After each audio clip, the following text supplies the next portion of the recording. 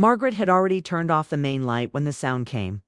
A soft but steady knock that felt out of place in the quiet house. And for a moment she wondered if she had imagined it, because no one ever came this late. Not anymore. Not since life had slowed down and evenings belonged only to her thoughts and memories. But then she heard it again, along with her name spoken in a careful voice, and her heart tightened as she recognized it was Daniel. Her son-in-law standing outside while the clock glowed close to midnight, and confusion rushed through her as she pushed herself up in bed, her robe slipping over her shoulders while questions filled her mind about why he would be here at such an hour. Because Daniel was always respectful, always planned, never impulsive. And the fact that he had come unannounced told her something was wrong before he even stepped inside. So when she told him to come in, her voice calm, though her chest felt heavy, she saw him standing in the doorway with his coat still on, hair messy, eyes tired in a way that spoke of long nights and longer worries. And the room seemed to change with his presence, as if the quiet itself leaned in to listen. And he apologized again and again for disturbing her, saying he knew it was late, but he did not know where else to go, and Margaret noticed how his hands trembled slightly as he spoke, how he did not meet her eyes at first. And she invited him to sit without asking questions, sensing that whatever had driven him here needed space more than pressure. And as he sat at the edge of the chair, not fully resting, she remembered the first time she had met him years ago. How proud Emily had been to introduce him, how hopeful everything had seemed back then, and that memory made the present feel sharper. Because something had clearly shifted, and Daniel finally looked up, his voice low but urgent, saying he had not planned this, that he had left the house after an argument that felt different from the others, heavier, final, in a way he could not explain. And Margaret listened without interrupting, aware of the delicate balance between being a mother and respecting boundaries. And she could feel the story pulling her forward as Daniel spoke faster, now explaining how silence had replaced warmth at home, how conversations turned into careful exchanges that avoided real feelings. And though he did not speak badly of Emily, his pain was clear in every word, and Margaret felt an ache for her daughter, even as she watched the man who loved her struggle to stay steady. And the room felt small, filled with unspoken fears and the ticking of the clock.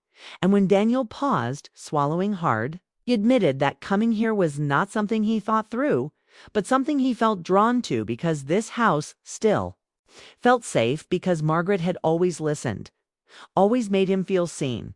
And those words landed softly but deeply, causing her to inhale slowly, understanding the weight behind them, knowing how easily moments like this could be misunderstood, yet also knowing how lonely people reached for comfort in the dark. And Daniel leaned forward slightly, his shoulders slumped, as if releasing a burden he had been carrying alone for too long. And Margaret realized this night would stay with her, not because of scandal or shock, but because of the honesty unfolding in her bedroom, where two people sat on opposite sides of a quiet line, aware that once crossed it could change everything. And as the clock continued its steady rhythm, Margaret prepared herself to hear whatever came next, sensing that the knock at her door had opened more than just a late-night conversation. It had opened a moment that would test trust, family, and the fragile edges of love itself. Daniel remained seated near the door as if ready to leave at any moment. And the distance he kept from Margaret felt intentional, like he was guarding himself from saying too much, too fast. But once he started talking, the words moved quickly, spilling out with the urgency of someone who had held them in for too long. And he explained that his marriage to Emily had not broken suddenly, but had slowly worn thin, day by day, through missed conversations, tired evenings, and a growing feeling that they were sharing space instead of sharing life. And Margaret listened closely, her hands folded in her lap, her face calm, though her heart felt pulled in two directions, because every word he spoke carried love and disappointment at the same time. And Daniel made it clear he did not come to blame Emily, saying she was kind, hardworking, and still the woman he loved. but that something between them had gone quiet, and he did not know how to bring it back. And as he spoke faster, his voice shook slightly, revealing fear beneath the honesty. Fear that he was becoming a stranger in his own home. Fear that one day he would wake up and realize the marriage had ended long before anyone said it out loud. And Margaret felt the weight of those fears settle in the room, thick but unspoken, and she encouraged him to continue with a gentle nod, knowing that stopping him now would only send him back into silence. And Daniel leaned forward, rubbing his hands together, explaining that the argument that night was not loud or dramatic, but worse, because it was quiet, because Emily had looked at him with tired eyes and said she did not know what else to say, and those words had followed him out the door like an echo he could not escape. And he admitted that walking into Margaret's house felt like stepping into a place where things once made sense, where people spoke honestly even when it hurt. And Margaret felt a sharp mix of concern and understanding as he said her name softly, telling her that she had always made him feel heard, that her patience and warmth reminded him of what connection felt like. And the room grew still as the meaning behind his words settled between them, not as something spoken carelessly, but as something fragile that needed to be handled with care. And Margaret's breath slowed as she understood that Daniel was not asking for anything improper, but confessing confusion born from loneliness, and Daniel quickly added that he was ashamed of feeling this way, that he knew lines existed for a reason, and that he was afraid of his own thoughts, afraid that emotional hunger had begun to blur his judgment. And his honesty made his voice break, and for the first time tears filled his eyes, not dramatic, but quiet and steady, and Margaret saw not a son-in-law crossing a boundary, but a man lost inside a life he wanted to protect. And she felt the responsibility of the moment settle on her shoulders, 'cause her response could either steady him or push him further into confusion. And she chose to remain calm, offering him understanding without encouragement. And as Daniel wiped his face and took a deep breath, the tension in the room shifted slightly, replaced by a shared awareness that this conversation mattered, that it would shape what happened next. And the clock continued ticking, as if reminding them that time did not pause for uncertainty. And Margaret knew that what Daniel had told her was not a secret meant to stay hidden, but a truth meant to guide him back toward the life he was afraid of losing.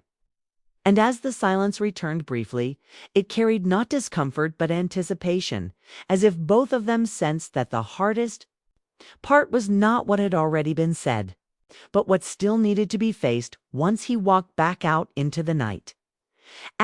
Margaret watched Daniel carefully as he sat across from her, his hands still trembling slightly from the flood of emotions he had shared, and she realized that this moment was delicate not because of what he had confessed, but because he needed guidance without judgment.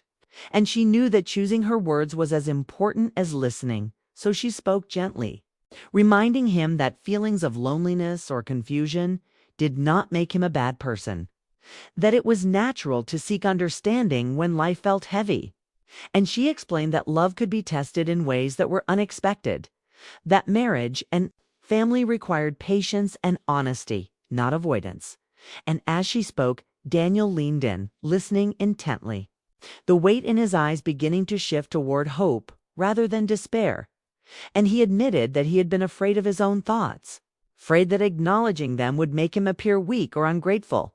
And Margaret nodded, telling him that courage sometimes looked like asking for help or sharing your fears, and that reaching out did not betray anyone, but could instead build stronger connections if handled with care. And Daniel's shoulders relaxed slightly as her words settled. But he still looked uncertain, so Margaret continued, sharing stories of her own struggles in life, times when she had felt alone yet found strength in honest conversations, showing him that admitting confusion was a sign of humanity, not failure. And Daniel's voice grew steadier as he responded, saying that he had never felt able to talk about these things at home without fear of upsetting Emily or appearing incapable. And Margaret told him that emotional honesty needed boundaries, that seeking support from trusted people was wise as long as it never crossed respect for others. And she reminded him that caring for his daughter's mother did not mean overstepping limits, but that recognizing one's own struggles and taking responsibility was the first step toward healing relationships. And Daniel nodded, finally letting out a long sigh that seemed to carry months of tension and worry. And he said softly that being there, speaking with Margaret, made him feel seen. And she reassured him that being seen was different from acting on impulses. That reflection could guide him back to the person he wanted to be. And Margaret suggested that he talk openly with Emily, that he approach her with honesty and patience, not blame. And Daniel admitted that he had been avoiding these conversations out of fear that they might end in anger or heartbreak. And Margaret reminded him that confrontation did not always mean conflict, that understanding could grow through courage and empathy, and Daniel's expression softened as if a burden had lifted slightly. And for the first time that night, he smiled faintly, not with joy yet, but with relief, because the fear of being alone with unresolved emotions had lessened, and Margaret encouraged him to take small steps, to speak kindly and clearly, to rebuild the trust and connection that had begun to fade. And Daniel nodded, saying that he would try, that he would face the hard conversations instead of running from them. And Margaret felt a wave of pride mixed with concern, knowing that the night had brought clarity, but not solutions. And she told him that it was okay to feel uncertain, that every choice mattered, but the willingness to face the truth was the strongest choice of all. And Daniel's eyes glistened with quiet tears, grateful for guidance, for understanding, and for the reminder that support could exist without judgment or inappropriate intent. And as the night deepened around them, they shared a silence filled with thought, reflection, and the unspoken agreement that honesty, courage, care could help him navigate the fragile path ahead. And when he finally rose to leave, his steps were lighter than when he had arrived, carrying the knowledge that seeking help in the right way did not weaken him, that acknowledging confusion could lead to clarity. And Margaret watched him go, aware that this conversation, full of truth and restraint, had changed something in both of them, that the night had tested boundaries, revealed hearts, and shown that careful words and gentle understanding could transform fear into a first step toward hope. And the room felt still, but no longer heavy, holding instead the quiet promise that honesty could guide even the most troubled hearts back toward connection and resolution. And Margaret knew she had given Daniel more than advice. She had given him the courage to face himself and his family with integrity. And that thought stayed with her as the clock ticked softly, marking the night as one that would linger in memory. A night of revelation, reflection, and careful guidance that would shape the days to come. Asterisk as the first light of morning crept through the curtains. Margaret watched Daniel rise from the chair where he had spent the night speaking truths he had carried alone for too long. And there was a quiet dignity in the way he straightened his shoulders, as if shedding some of the weight that had pressed on him since he walked through her door. And he paused for a moment, looking at her with a mixture of gratitude and lingering worry, unsure how much he had revealed and whether it had been too much. But Margaret smiled gently, reassuring him that sharing fears did not make someone weak, that sometimes it took more strength to face your emotions than to hide from them. And Daniel took a slow breath, nodding, feeling the calm steadiness of her presence like an anchor. Because for the first time in months, he sensed a path forward instead of a wall that grew higher with every argument and misunderstanding at home. And he admitted softly that he had felt lost, that the night had made him realize how much he wanted to repair the quiet distance that had grown between him and Emily. And Margaret encouraged him to act with honesty, kindness, and patience, reminding him that love was not about perfection, but about effort and understanding. And Daniel absorbed her words, feeling clarity begin to replace the fear that had clouded his mind. And he told her that he would go home and speak openly with Emily, to tell her what he felt and listen to her, not with defensiveness, but with the intent to reconnect. And Margaret nodded, feeling a mix of relief and concern, knowing that while conversation was only the first step, it was a powerful one. And she reminded him again that seeking guidance, speaking honestly, facing discomfort was not a betrayal of anyone, but a commitment to do better. And Daniel's voice wavered slightly as he said he had never realized how much he needed someone to listen without judgment. And Margaret explained that everyone needed that at times. That strength sometimes comes from allowing vulnerability in safe spaces. And Daniel felt the weight of his own mistakes and fears lighten slightly as he processed her words, feeling both humility and resolve. And before leaving, he thanked her again, his eyes sincere, telling her that her support meant more than he could express, that the night had given him direction when he thought he had none. And Margaret responded with gentle encouragement, reminding him that the choices he made next would define the future he wanted. That honesty and care could heal what had been. Strained, and Daniel paused at the door, taking one last look back, feeling a quiet gratitude and respect, and when he stepped outside into the fresh morning air, he felt the hope of possibility mingled with the responsibility of action. Knowing he had to approach Emily with openness and patience, and Margaret watched him go, feeling a bittersweet mix of relief and anticipation. Knowing that the night had not solved everything but had planted the seeds of understanding that sometimes the hardest conversations led to the strongest connections. And as she lay back in bed, the morning light warming her face, she reflected on how fragile human hearts could be, how easily fear and misunderstanding could grow, yet how careful listening and guidance could turn confusion into clarity.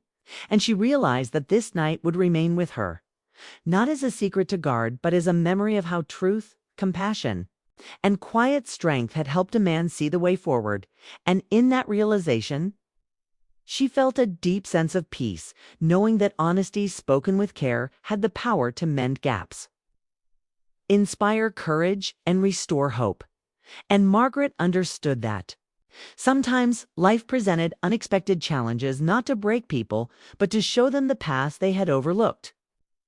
And as the house filled with soft morning sounds, she held on to the thought that guidance, patience, and the willingness to face difficult emotions could transform fear into action, loneliness into connection, and confusion into understanding. And the memory of Daniel's visit, his words, and the night's quiet revelations stayed with her as a reminder that sometimes the most profound moments happened in ordinary rooms, in the soft glow of early light, where listening, empathy, and courage converged to change hearts quietly, but forever.